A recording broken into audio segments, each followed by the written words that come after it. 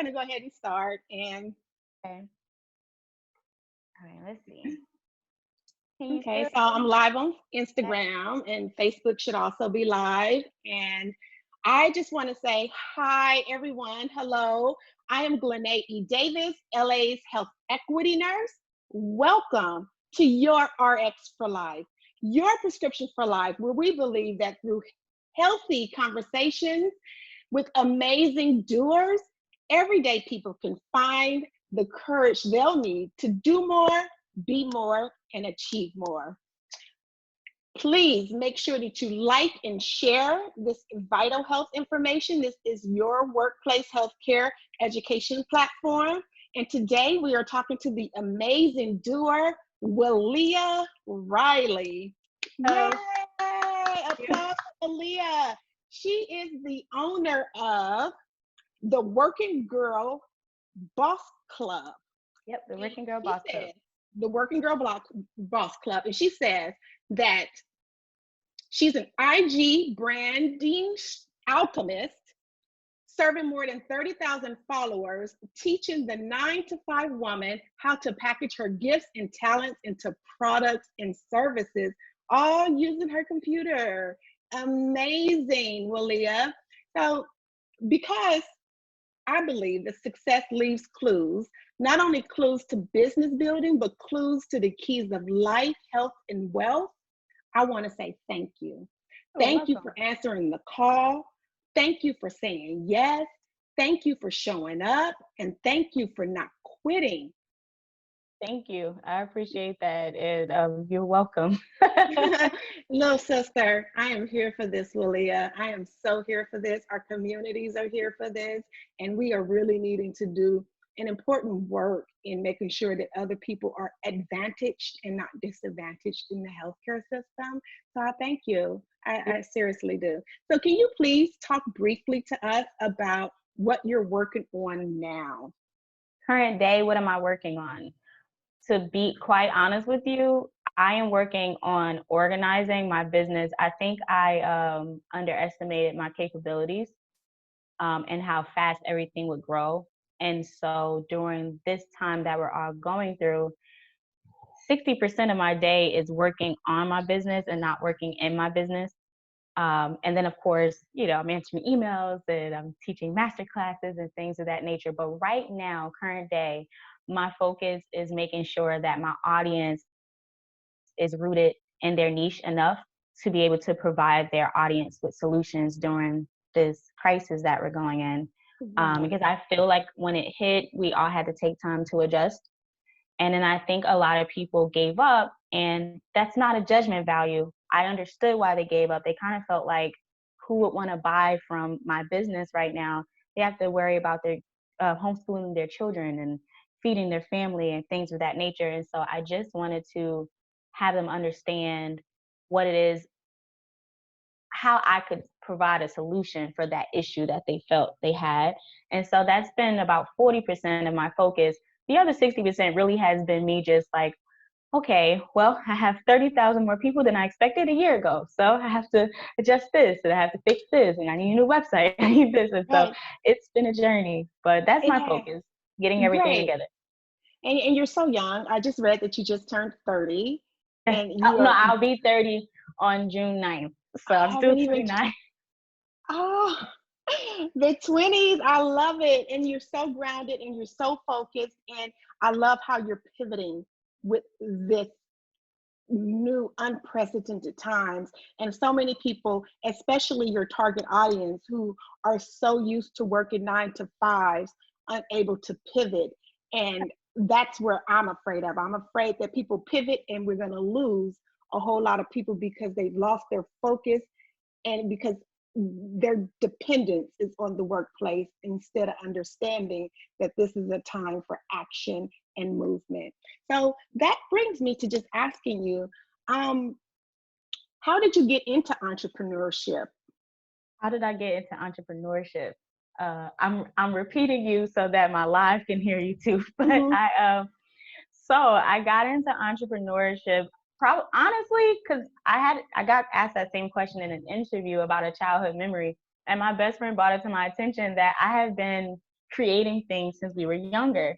And so I officially got into entrepreneurship about 5 years ago, like legally with business. But when I was a child, I was always like creating some sort of team or group or support system. I was always doing something like that. I just didn't, obviously, I was a child, so I didn't know what my gift was, but I always had a gift Mhm. to create something. Right. And I think that just comes from coming from an urban area. You just kind of figure it out, at the time. And so I'm originally from Newark, New Jersey. Okay. Um, and so I've always seen my parents hustle. I've always seen that. My mom has always figured it out. And my dad has always kind of just figured it out as well in his own way. And so I've always seen that.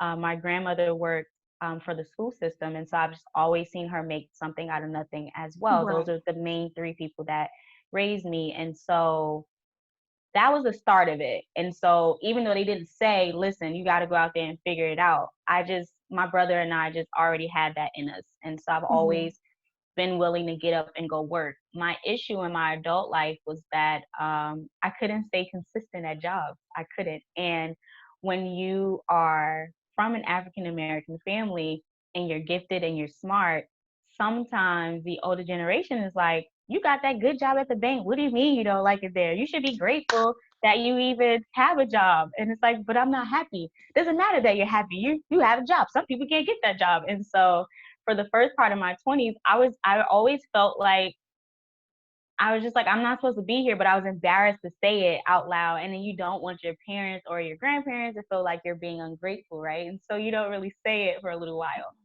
And then I just went through this probably a rebellious stage. I was like, you know what, I don't care. And so I was just figuring it out, kind of like I wanted to be a nurse, I wanted to dance, I wanted to sing, like I wanted to do all this stuff. And I was figuring this out probably between ages 22 and 26. I was figuring it out. And so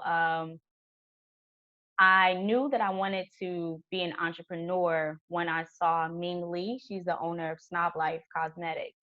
Okay. And but I knew I wanted to be an entrepreneur. I just didn't know what I wanted to do. And so I just got into hair extensions because at that time in 2014, 15, hair extensions they were always been around. But as far as marketing them to your own people and as far as creating your own brand with them, we had just started seeing that on Instagram. And I was Right. obsessed with that idea that we love hair extensions, right? So I was obsessed with that idea of just like, I could sell these too and wear these. It was Right. amazing, right? Right. But the issue with that was that I just wasn't as passionate or as gifted at it as I thought. I learned to create my own wigs, you know, out of just survival. I couldn't afford Right. at the time to sell hair, build a business, and go get my hair done by these nice stylists. I had to build up Right. to that. And so I was really gifted at that, but it just wasn't what made me jump out of bed. It started to feel like another job. And so Right. I moved to Atlanta with my mom. I stayed with my mom for 21 days.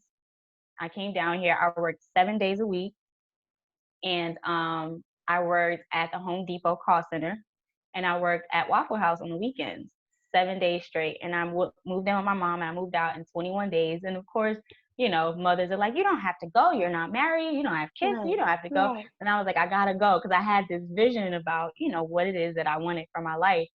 And so my vision was I was going to go to Atlanta and I was going to be an ATL girl boss. But I had kept it to myself.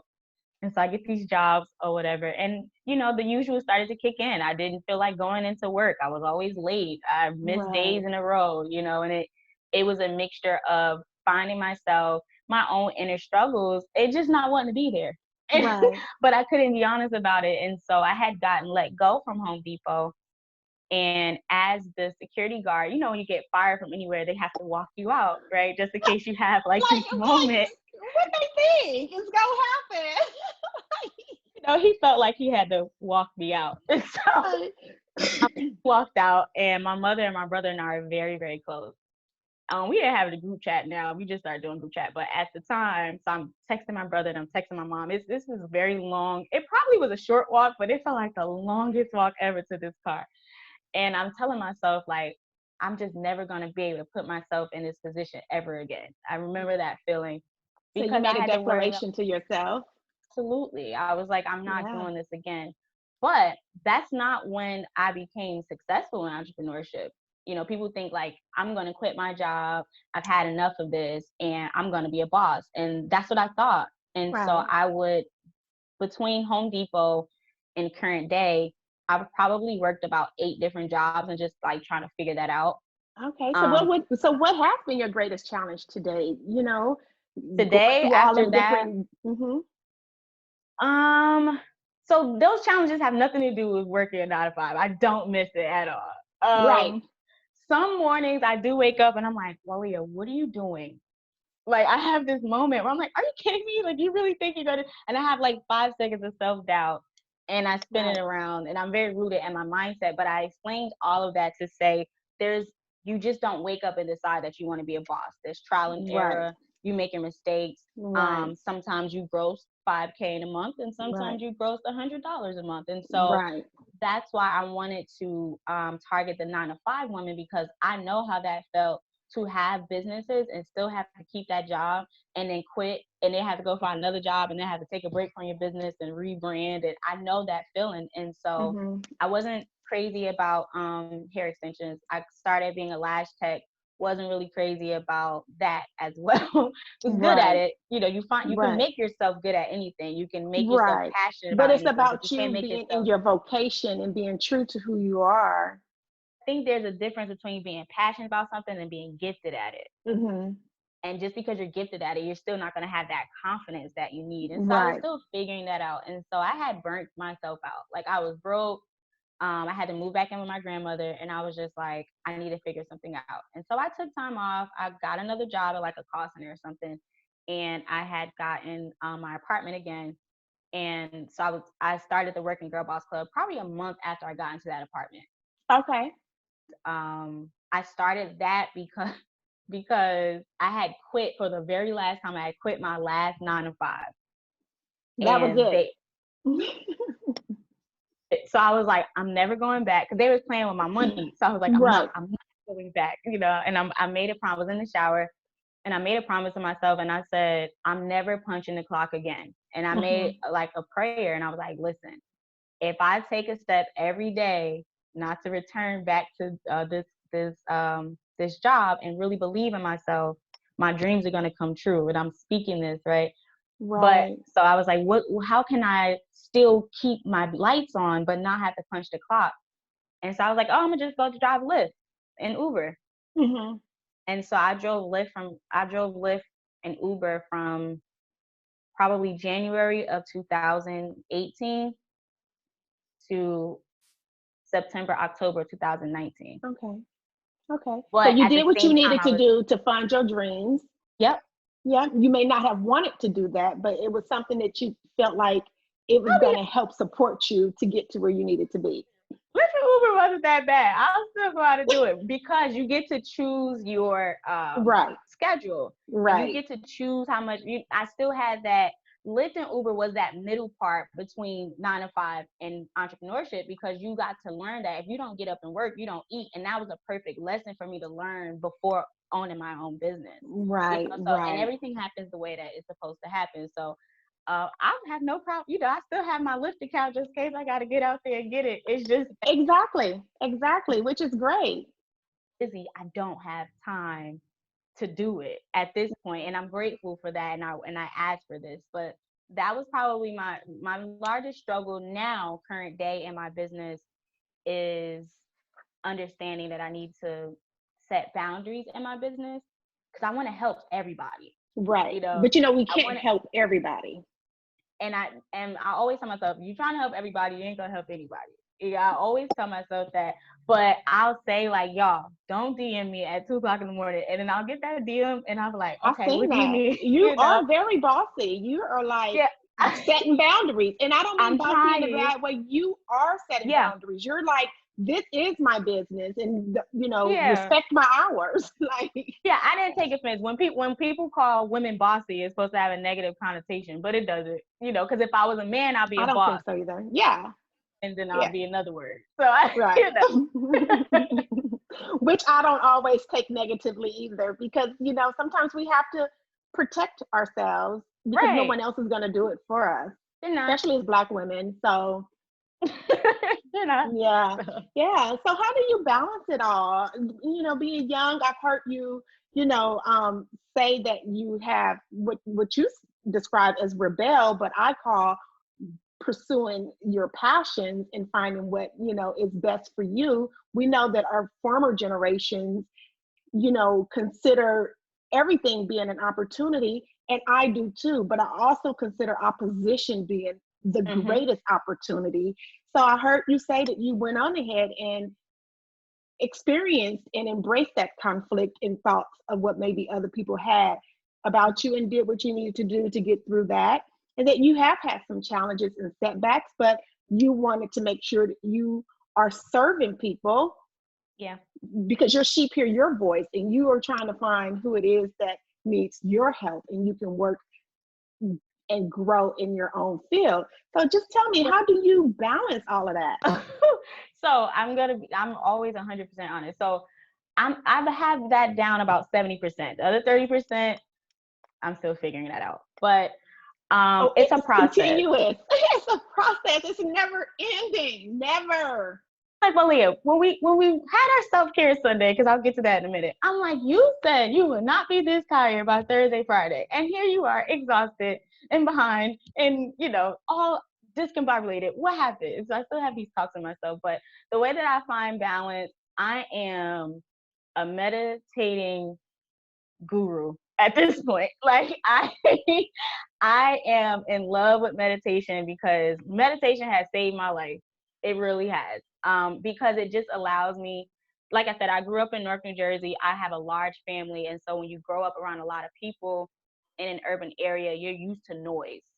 And so I've always been used to noise, and meditation allows me to really root myself and calm, like quiet everything so I could listen to what it is that I really want to say because I'm used to noise. You know what I Yes. mean? So that really started my journey. And then Right. I got into affirmations, and I started learning the power that I could speak my current reality into Right. existence, just with my words and my thought process. And so once I mastered that, the balance came because then those self-love affirmations are like, I make time for myself. I tell myself that, or I love myself enough to set boundaries. And once I started to speak that and say that, it started to get better. So another thing is a schedule. I have to stay with a schedule. Like, if I'm Right. off of schedule, if I'm a bit of control freak, so if I'm not completely in control, everything unravels. I need to know where everything is. Everything has a place. What time is it going to be? And I need to have the Right. to-do list to scratch it off so that I have that purpose being done and I can move to the Uh-huh. next thing. It's just how my brain works. And so my current day schedule, Monday through Wednesday, I'm 100% available to my clients, what they need, email support and things of that nature. Thursday is my day off. Mm-hmm. It is also the same day off as my significant other because I'm balancing my household, right? Right. It's like, okay, what day are we both off? Okay, so you're off that day. I'm gonna be off that day too, and then we, spend time or do whatever we need to do that And you day. completely detach, and just spend time with your significant other at that time and yourself. And sometimes I get in trouble for looking at my phone, but Yeah. but Yeah. I'm learning. And he's Yeah. learning too because he's very busy too. Like, we're both Right. learning, right? But for the most part, the agreement is that we're both gonna be in the house, or if we go out, we're at least gonna be together. There's Okay. not that's the only day where we're together. That's great. Um, yeah. So then Friday when he goes to work, that's my day. That's not necessarily my day, but that's the day where, like, the house is empty and I can clean it and, like, go figure out laundry and then put everything together and clean the kitchen and make sure we Great. have groceries. That's a household day. That's on Fridays. I do it on Fridays instead of the weekend because everybody's at work and I don't like being in crowded places. So that's actually perfect on a normal basis because we're going through now on a normal basis.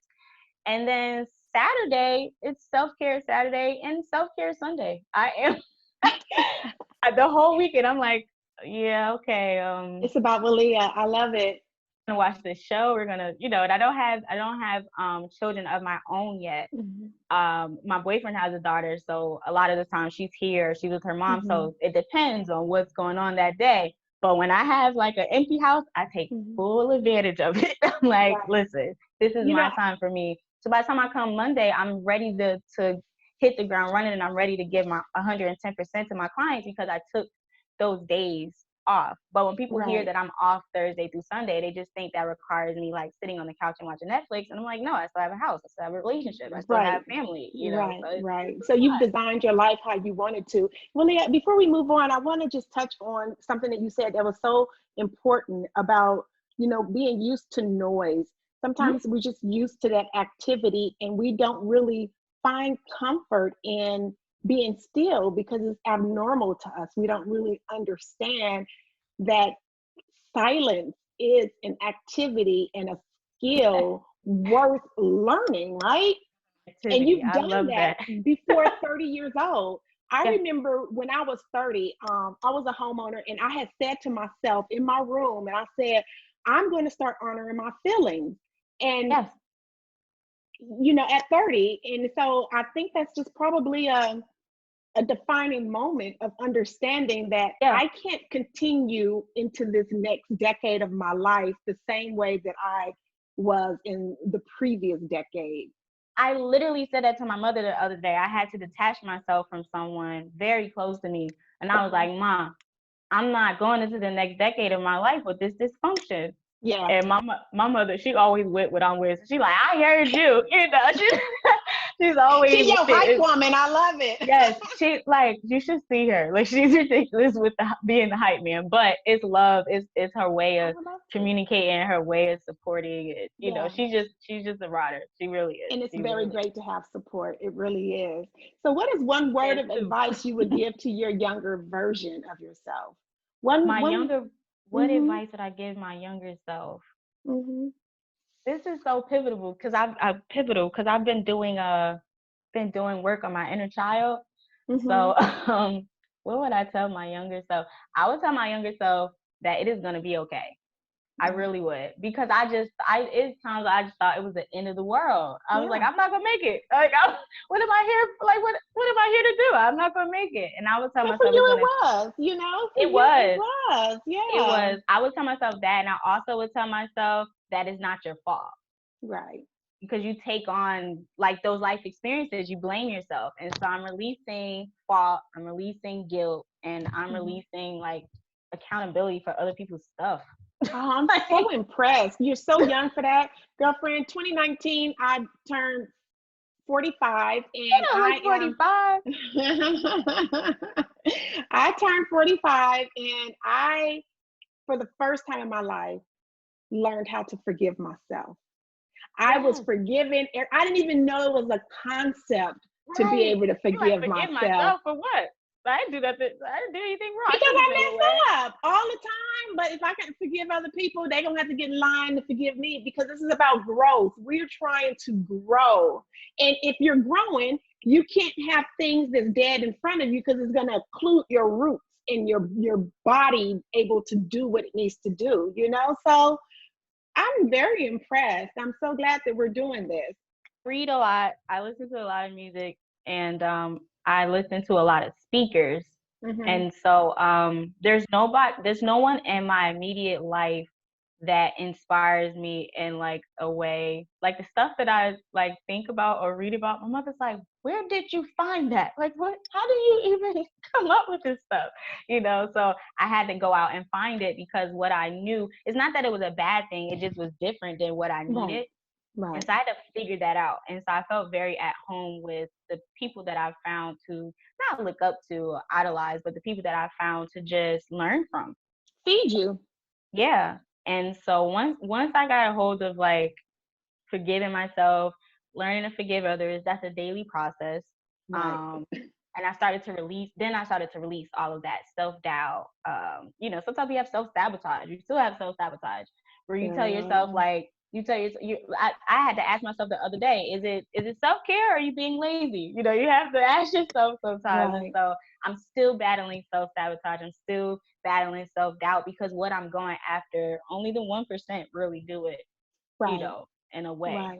that is Right. supposed And that's why we're here today, Walia, because we want to turn the tables, okay? We want to just really support one another and build this amazing community of people growing beyond our past. I You appreciate know, it. yeah, we're health equity for me is just so important because we feel these doubts and we feel this depression, we feel this stress, and then we are conditioned to go to our doctors, and then they make us think that we are depressed or something is wrong with wanting to grow, and then they feed us medications because we don't want to hurt, but growth hurts, right? But if Yep, you can do it in a way that's supported and, like I said, success leaves clues, and to remind people, oh, I remember that time, and this is what you're going to expect from that because it's all routine. Like we absolutely. all have a different perspective, but the path, like the things that happen along the path, will continue to happen. Like we both have a right arm, we both have a left arm, we both, our heart is on that. Like it's how it is, and so we just want to be able to share that experience with people as much as possible so that we can be advantaged in this I country. love that. I love that. Thank Okay. you. So what's one question you wish people would ask you more, What's one or question ask I wish more often? Yeah, would ask you more often. my followers be asking me every this stuff I don't want to tell them. Oh, Uh-huh. let me see. I don't. You just mean on my daily life or in business? Yeah, just one question you wish people would ask you more often about business building, about your growth, how you keep it together, if you keep it together, and it just looks like whatever. Whew, I don't. Honestly, I'm pretty. I'm pretty open to the point where people do ask me a lot of questions. That is, I've never been asked that question. Let me think Mhm. about it. I don't Mhm. like speaking before I think. Let Right. me think. Um, I wish people would ask me probably why I thought it was possible instead of jumping immediately to they don't think it's possible for them. Like if I saw someone go after it for some reason, I don't like the idea that we see someone that's made it or that's successful and you immediately go to, well, they had to of course I've had people tell me like, of course you have time to build a business, you don't have any kids, or of course you do, you don't have, and my the question that I want them to ask me is, well, what made you feel like you could do it so that I could learn that? No one asked Right. that. Everyone either asked how you did it Right. or why you did it, or they make an excuse as to how or why you did it instead of just Right. saying, well, Isn't how that did you do crazy? it, or Isn't that crazy? like what Yeah. made you not what made you do it, what made you believe that you could do it so I could believe that I could do it. No one asked that. And I'm like, That's I'll be glad to right. tell you. I'll be glad to tell you. I don't That want to is hide right. anything. Right. Well, Leah, that is so amazing because people do look at other people and be like, well, that's them. I can't do that. Everybody's not the same. Well, we're not, but the universe works the same. God works the same. Like people used to Exactly. ask me when I was a kid, um, well, everybody's not you. And I'm like, no, everyone's not me. And I grew up in the inner city as well. And like, I went to high school, but like, really didn't do any work since sixth grade. But like, my growth and the things that, not that I saw in my life, but that was passionate on the inside of me, had no idea where I was going. I was just going. But that is an amazing answer because people do believe that they can't do it. People like Tyler Perry slept in his car, and Robert Kiyosaki, financial guru, him and his wife chose to live out of their car because they wanted to stay out of the workforce. And They saw that bigger picture, and so they wanted I remember their story. They had always had this idea of like, we're not going in that direction, and so maybe having that, and I couldn't make a decision not to have a household. I need stability and stuff like that. I unravel if I don't, but I admired them, and I was just like, they really made that decision. Or even the owners of True Glory Hair, which was like the first big hair company in Atlanta, they didn't pay their rent. It was like past due like 2 or 3 months, and they had this idea they were going to sell here. They're the largest company in Atlanta. And you hear these stories and you're like, they were crazy. It just so happened to work out for them. No, it could have worked out for you too, had we tapped into their mindset and what Right. made them believe in Right. themselves that much. I don't know about the Right. homeless part, so but you know what I mean? So you have to take certain risks and things like that. So my whole thing was, okay, I'm gonna have this 9 to 5 and juggle it because I'm not gonna be homeless, but I gotta figure out something extra, Right, you know. right, right. So yes, definitely. So it's about taking risks. It's about accepting those consequences of your actions, and it's about just going out there and making sure that you're settled in your mind and in that peace. So please tell everyone who may be listening, who's not following you, how they can find you. So you can find me on Instagram at the Working Girl Boss Club. My website that's currently being torn apart is www.theworkinggirlboss.club. And if you want to email me, I love emails. I hate DMs. If you want to email me, my email Yeah. is info@theworkinggirlboss.club. Okay, so you guys hear her. Make sure that you email her for any of you 9 to 5 women out there ready to get your gifts and talents packaged into products and services. Willia Riley is your girl. Is there anything that you would like to offer at this time? Any last minute word of advices for our audience? I just want to tell everybody to, and as far as what we're going through right now, I just want to tell everybody to take 2 or 3 days a week to unplug from the news. And I really want you to just take this time to really think about what's going to make you happy because you did not expect this to happen and you're figuring it out. So imagine if you really took that chance on whatever it is that you want to do. You really don't have much to lose. You've already kind of lost a lot of it. So just go for it. Like just think about what would I do if I went for it and just go for it. Just go for it. Just go for it. This is the perfect time to just go for it. Always have what you need when you need it. There's never been a time when you needed something and right when you needed to do it, you just didn't have it. It always works out. So Right. just go for it. Just go for Go it. for it. So make sure you follow your RX for Life on Instagram for more live interviews with amazing doers like Walia, for group trainings, stress management plans, and workplace healthcare education. Let's heal our broken places, okay? Um, so I hope that you decide today to do more, to be more, and achieve more. I want to end by saying, be good. My mother, my late mother, used to tell me all the time, and my nieces and nephews and my siblings, when we parted from her, to be good. And what she was saying to us in that day is to choose good. So choose good so that those good consequences come back to you.